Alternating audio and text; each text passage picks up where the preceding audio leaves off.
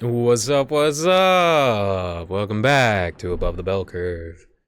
I wanted to share a dream that I had the other day.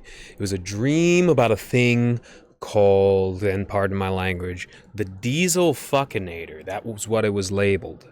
And it was in like a CGI presentation for new engines.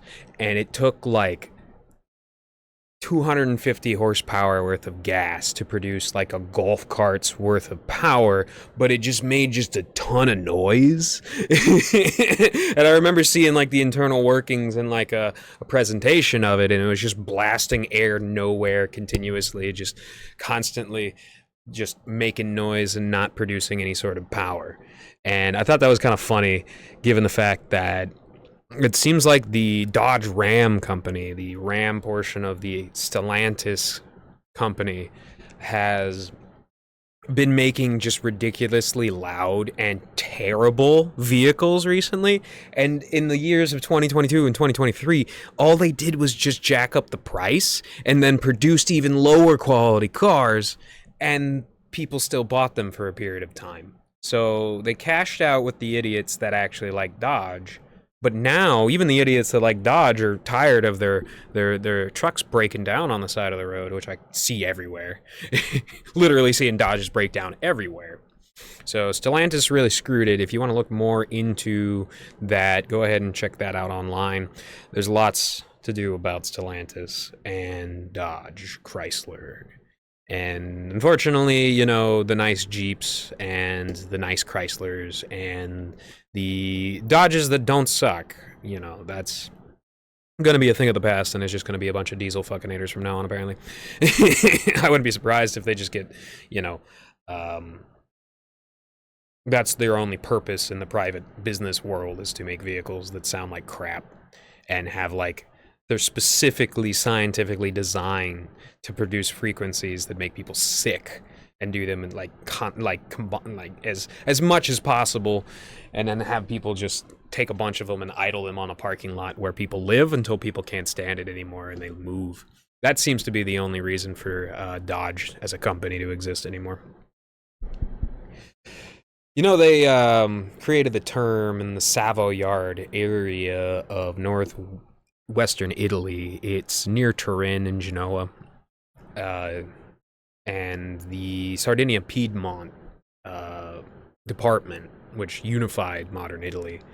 The Savoyards had a phrase called "come to take our plate," and I think that's where the phrase "ate off our plate" or "tried to eat off our plate" came from.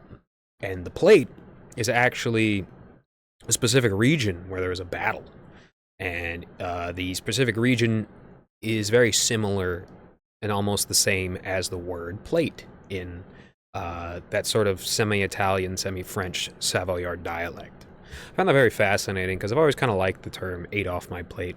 I remember Null used it once when talking about PPP, and I got really upset with PPP, and I wrote up a whole bunch of stuff, but I ended up not, going through with publishing it on his page, because ultimately PPP isn't a bad guy. He's very funny, and ultimately, people just want to laugh. That's good medicine, and if it's not at the extreme expense of good people, then laughs are good. Smiles per hour is the metric that I value. Speaking of which, Ben Shapiro's book is so funny. I forgot what it's called, like True Allegiance or something. I don't remember.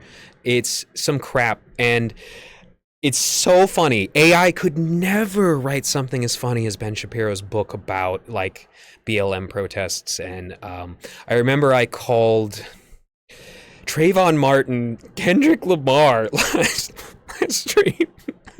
I'm so sorry. I actually really like Kendrick Lamar. I'm sorry. I gotta correct the record on that one. Whoops. But the reason why is because the Trayvon Martin character in Ben Shapiro's book was named Kendrick Malone. That's specifically where I got that from.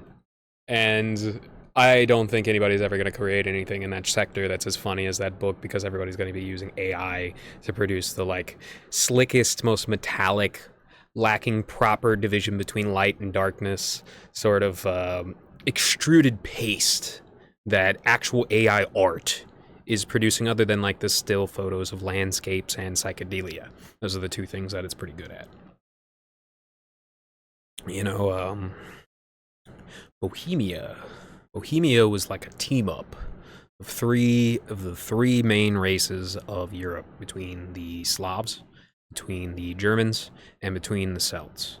And that's the main combination area, and it seems to have a basically unique language based on borrowing dialects of all, including a little bit from Italy, but it's mostly Bohemia, unlike Austria and Switzerland, mostly pagan, European pagan, for lack of better words. Indo-European. Even though the Italians are technically Indo-European too. No, it isn't, is the Basque. And there's like a Proto-Sardinian language that is also not Indo-European. Those are the only people of Europe, other than the Ogden of Ireland, that are considered non-Indo-European. Ogden, or Ochen. It had a language that looked a lot like the marks you see on the side of prison walls, and to tell the time that people have been there. You remember those? The Ogden language is very similar to that, only the space on a line, that's a contiguous line that makes a paragraph. The marks and cuts on a specific, and the spaces in between them, and numbers of them, made the Ogden language. I found that very fascinating. But the USSR is really evil. The USSR came and just wiped out all these beautiful cultures and built nasty little walls, obscuring people from the beauty of the land that their ancestors had built. And that's what happened to Czechoslovakia. It is an absolute nightmare meted by the USSR. Not the Russians, but the USSR. Speaking of bullies, IBS, Internet Blood Sports, that was the height of cyberbullying. And you know who won? You know who's the victor? You know who's the only person that's seemingly made out of that without any sort of major scathe? Because that was the path that they chose and then wasn't distorted in front of them, like Carl Benjamin. The person that won was Ralph. Ralph won in that. Ralph got exactly what he wanted. He got to do what he was good at, and he even got to vent about the horrible childhood and lack of control that he felt. Ralph won Internet Blood Sports. And you know, I remember back in 2021, 2022, Null was doing constant person streams and was doing video game streams, and things were nice, and he was interacting positively with his community. And the last video game stream that he did while I was in jail. And when I came out, and then I got doxxed, well, I effectively doxxed myself. Because I was, infatuated with a Welsh girl on the website, and I had thought about her a lot in jail, and we had continued to, talk positively. It had grown for like a year, just kind of aggressive flirting for like a year, that had actually grown into something that I felt real. And, I watched that diminish over the period of time, but there's no hard feelings in that. I still like her a lot. But that was when everything got so spiteful and so unproductive. And there's been hardly any merchandise runs. There's been no video game streams. There's one person stream a year. I didn't even watch his bi-weekly shows anymore. They're so boring. Just repetitive crap. Oh, what's the news cycle? And let's take the same opinion and apply it to the news cycle. Oh, thanks, great, wonderful. Nah, I don't want to see that anymore. I wouldn't even expect the same people to be on Kiwi Farms if I came back, because the website has such a high rate of cannibalism. Anybody who goes there expects to be attacked if they know anything about it. In fact, when I first joined there, I was very cautious. I knew exactly what the website was about because I had been studying Christian since I was in freshman in high school, when I was introduced to the Encyclopedia Dramatica page on Christian when I was in high school. And I knew exactly what the Kiwi Farms was about, so I was very cautious, and I was actually surprised at how nice it was. So I approached it with respect and honor and humility. And that's exactly why during the COVID lockdowns, when I was actually particularly good at giving people calming, cooling, collecting advice, that I rose to a position of prominence on the website and was trusted by him. But just for 2 or 3 disagreements between me going into a thread where he's talking to his moderators and saying there's a special place in hell for anybody who thinks that they can predict the future, as per Dante's Inferno, and a few other things. You know, I can't quite remember, but being slightly critical towards him made him sour in the end, December 2022, and instruct people on his stream that it's super funny to go in a chat and attack me. And over the course of the next few months, that's exactly what people did. And that's just how Null operates. That's how he operated with Ralph. That's how he operated with Ricada. That's how he'll operate. That's how he operated with Slav power, and that's how he'll operate with people in the future. It's unfortunate, but he's been acting like that for a very long time, apparently. He has a very, very sordid and violent history. Genuinely, I'm not over-exaggerating.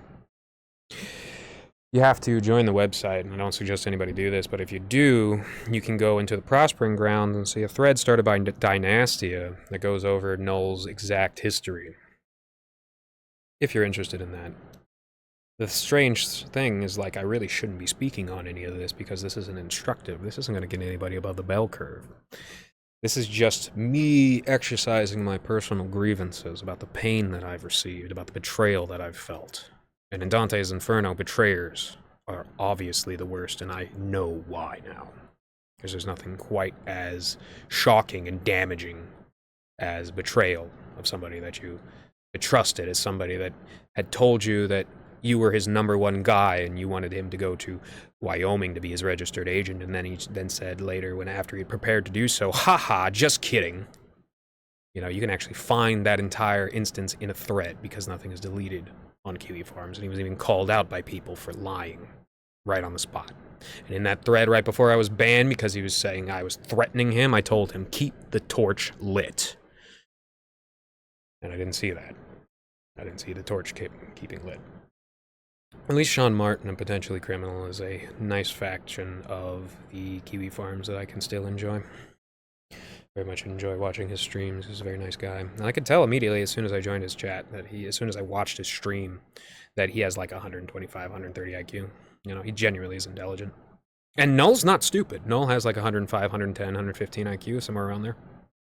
He thinks way too highly of himself, and he goes through like immense emotional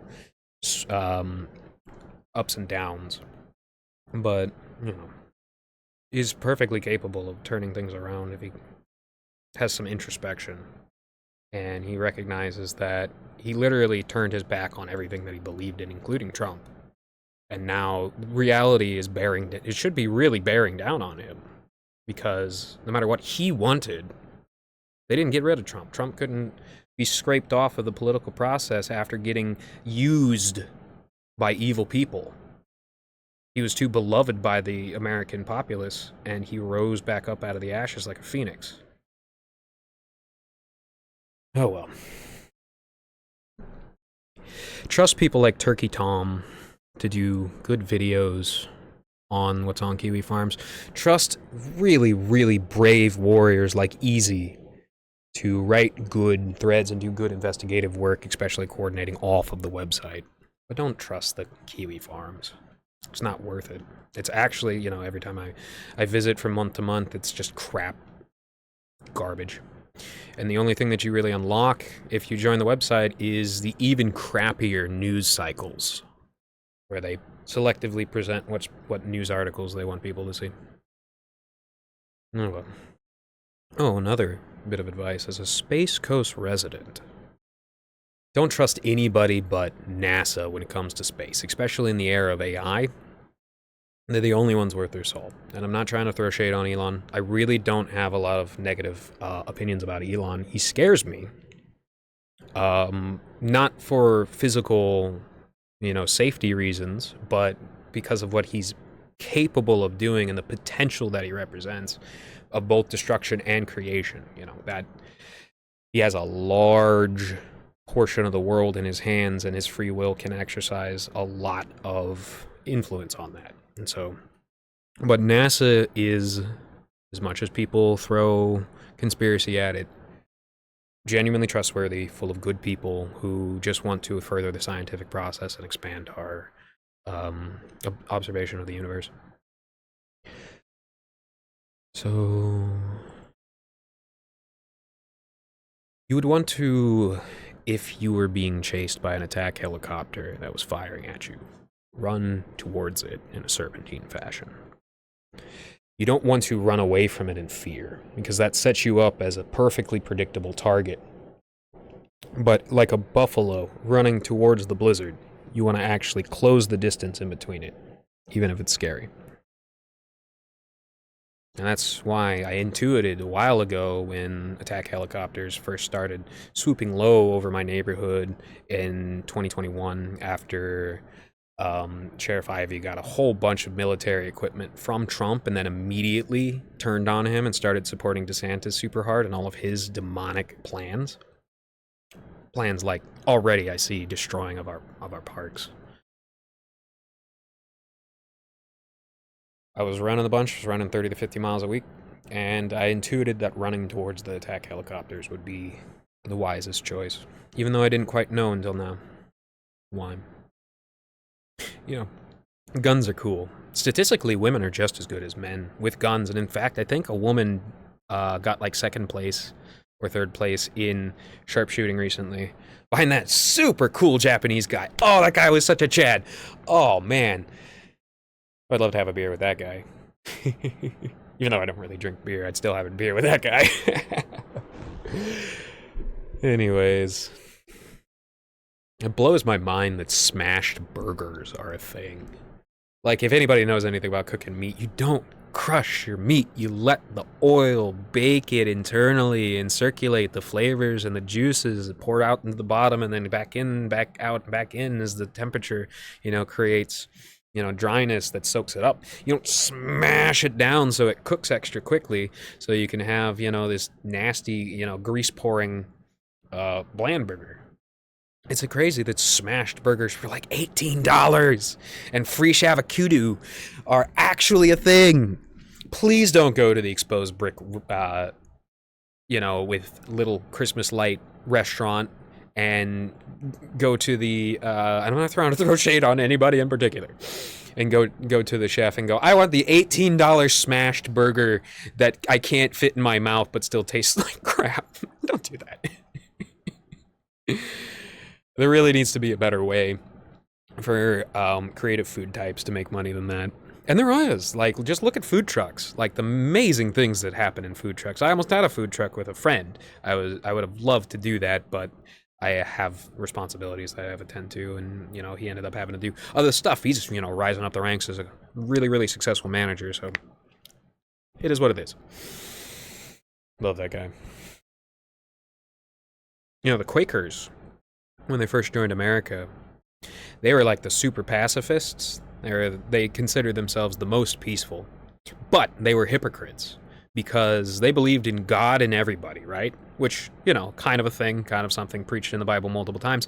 Simultaneously, they wouldn't defend anybody for fear of offending or harming the God inside of the attacker. That doesn't make any sense at all. You really gotta learn to thread the needle if you want to get to heaven. That's part of the concept of, unburdening yourself of these worldly attachments, such as, I'm afraid to act because. You have to take it with courage and confidence, and that takes a lot of studying, and that takes humility for a large portion of your life. And eventually you will see the opportunities open up before you, like a great deluge. You'll have so many opportunities, you won't know what to do with them. You'll have too many opportunities if you are just patient. If you don't seek out strength and power, it will come and find you, and you'll have so much that you'll have to beat it off with a stick.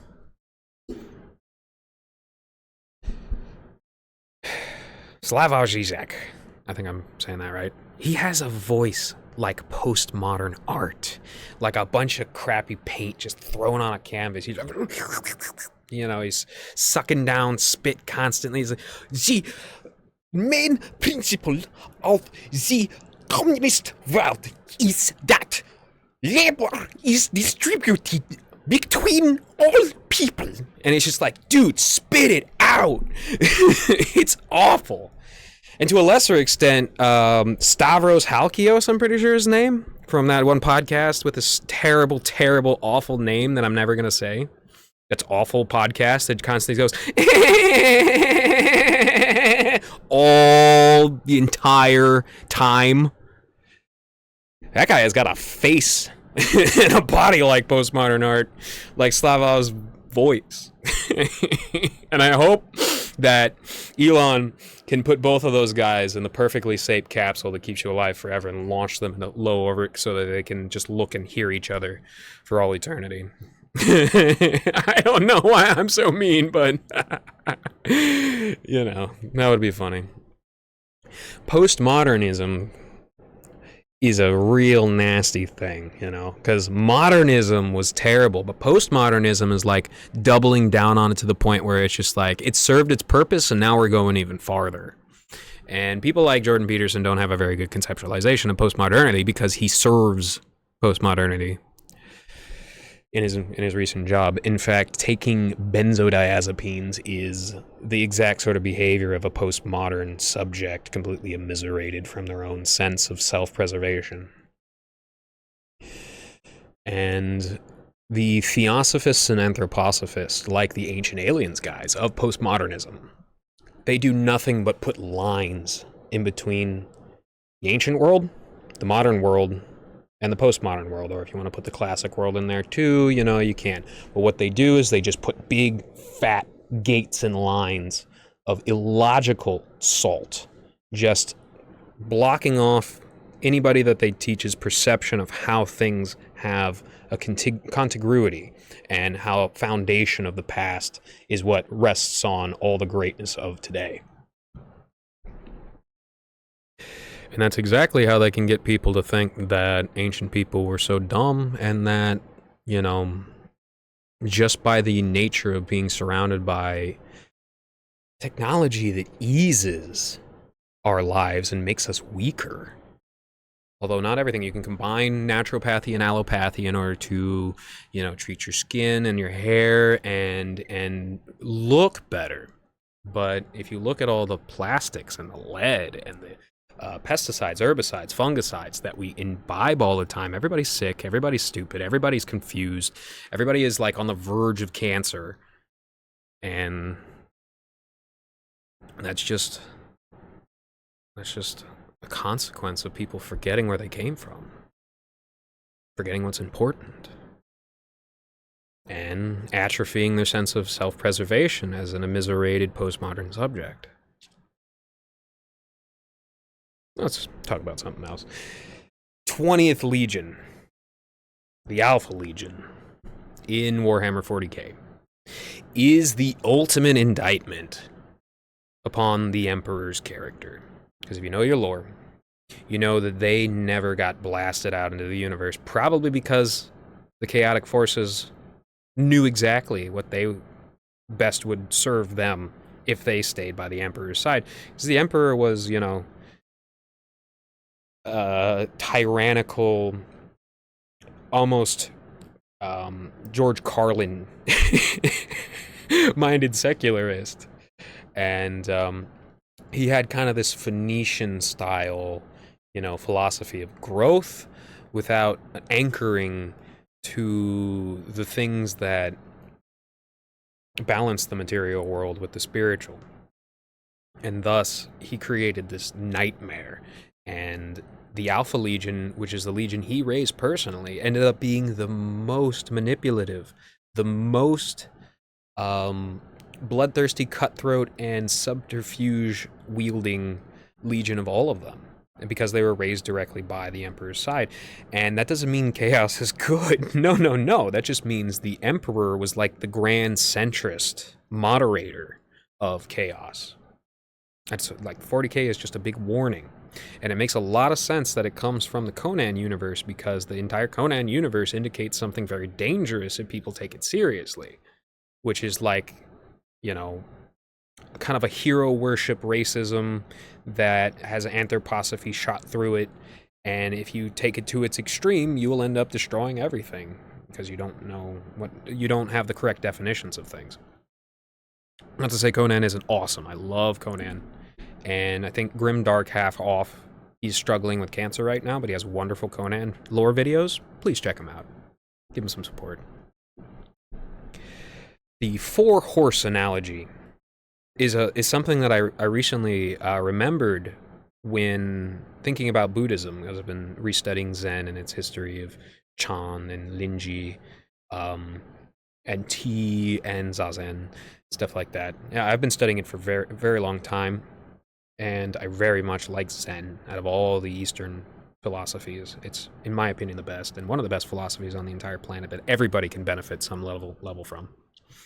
And the 4-horse analogy is that the first horse runs before the whip touches its flesh. The second horse runs after it is whipped. The third horse runs after it is whipped severely and is hurt. And the fourth horse only runs when it is whipped so severely that it feels it to the bone. And that's a philosophical question put forth, a quandary. Which do you think the Buddha, which is, you can interplace Buddha and Christ very easily in Zen, which do you think the Buddha sympathizes with more? It's obviously the fourth horse that struggles. And so is the most beloved. And so that is the same sort of concept as the meek will inherit the earth, and that martyrdom is stronger than barbarism, and that peace is more powerful than war, and that the pen is mightier than the sword. And it's interesting that in Christianity there's another 4-horse analogy, but that's the 4 horsemen of the apocalypse. And the first comes war. After war, plague. After plague, famine. And after that, death. The 4th rider. That's a scientific analysis of what war does. Every religion has a holy drink, and it's very sad that America consumes so much caffeine and coffee and energy drinks, because it's not in our nature as Christians. In fact, this is what Irish people get made fun of a lot, and Italian people too. Drinking. Wine is, and Portuguese, wine is the holy drink of Christianity. Milk is the holy drink of the Tengrists Mongols. Coffee is the holy drink of Islam. And tea is the holy drink of Buddhism. Every religion a holy drink. And, well, find some good wine that doesn't make you sick. Enjoy it with a nice meal, and thank God that you could enjoy such a nice thing. Well, that's it for today. Take care, everybody.